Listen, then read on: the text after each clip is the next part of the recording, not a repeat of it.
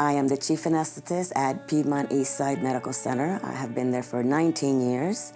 I've been doing anesthesia for 31 years. I'm originally from Puerto Rico. I grew up there. I graduated high school there, and I came to Florida for my undergraduate, and then I went to Emory University for my AA degree.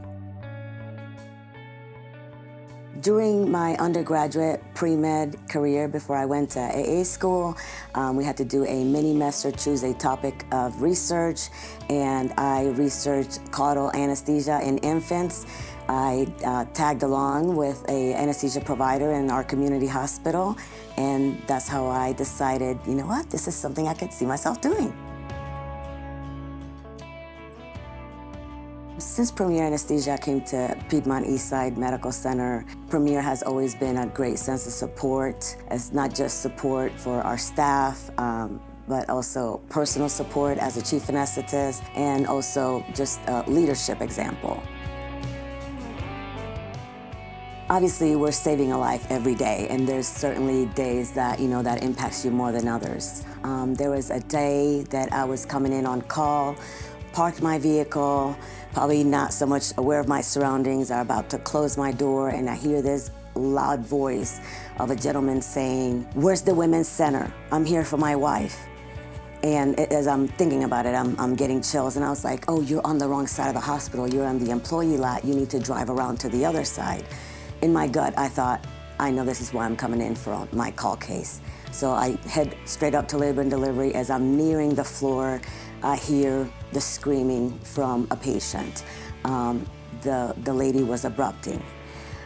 She had called her husband while he was at work. He said, I feel pain. He said, call an ambulance. When she got there, obviously before him, so we were literally wheeling her to the operating room. He literally was almost right behind me coming from the other end of the hospital.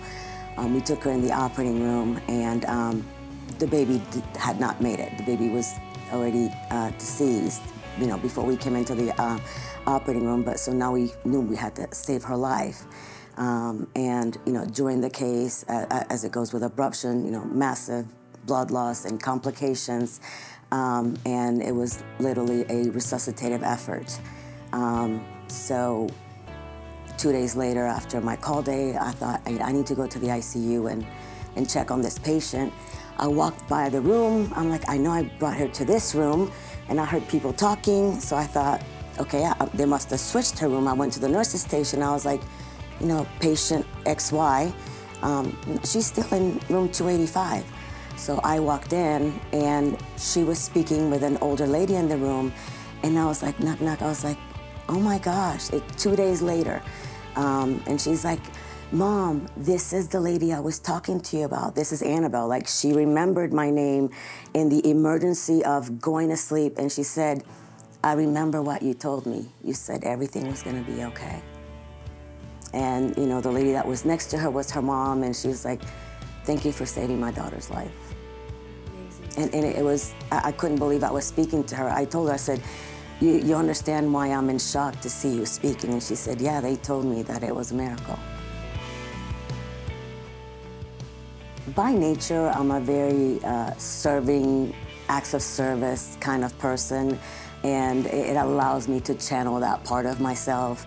I believe that people really want to feel like you're that one person, almost like love at first sight, right? You're my person.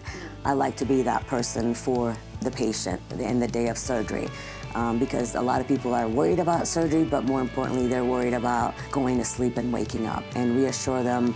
I always tell a patient, especially when I come in at night and they're like, oh, I'm so sorry that you're working that night.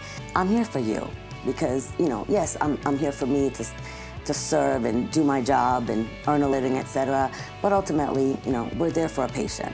We're there because that patient is somebody special, somebody.